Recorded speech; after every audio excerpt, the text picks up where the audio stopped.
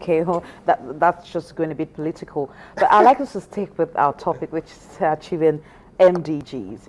Now, the issue of middlemen brings to bear how well have we developed our value chain, in agricultural businesses in Nigeria. Not just agriculture, because it's not just about improving on agriculture now. A value chains cutting across all sectors of the economy to be able to unearth the potentials in transforming our resources into finished products without having to spend so much on transportation in the locality where some products are being produced. If we have other businesses, other companies springing up to be able to transform them into processed or finished goods, how well have we been able to achieve that?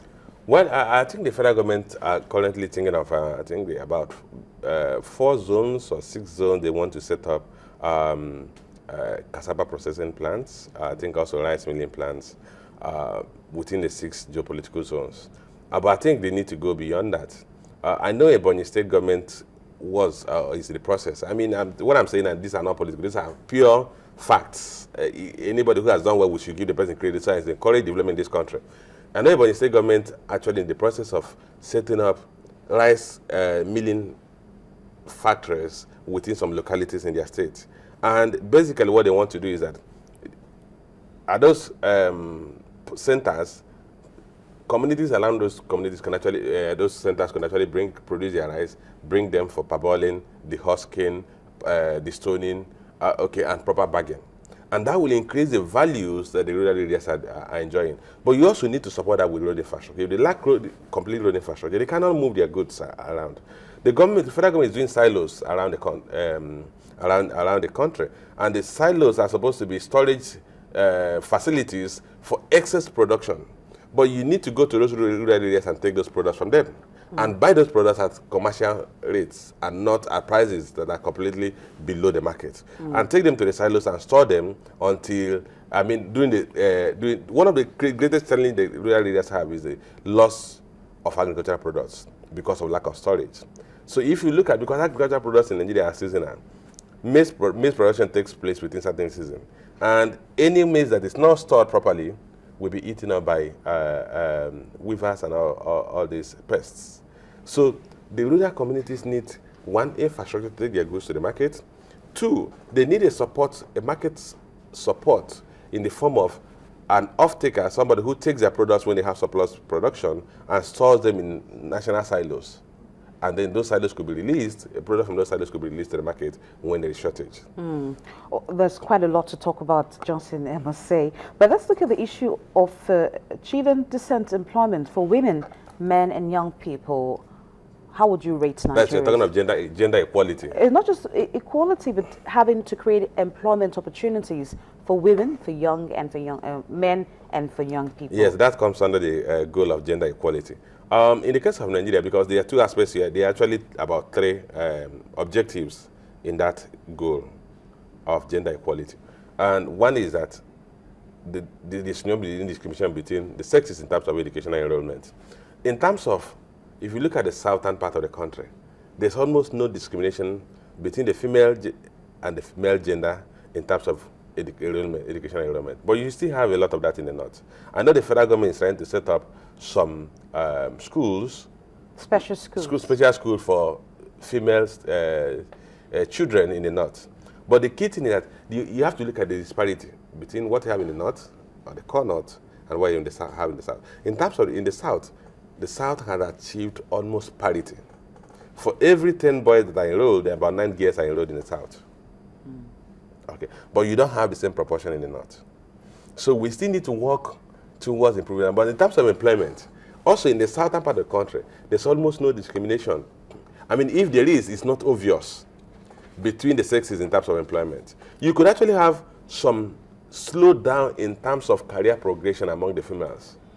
But that's also because, that's also biological. And why they say biological is that, well, that's a topic for another discussion. When a woman goes on maternity leave and spends a long time there, you don't expect her to come back and get promoted. I mean, but I don't want to go into that because you have to end the promotion. But in any case, in terms of entry point in employment, I don't think there's obvious discrimination among the female. Then if you talk of access to political positions, I think in the case of current government, the women folk are well represented at the federal cabinet. Well represented. Well represented at the federal cabinet.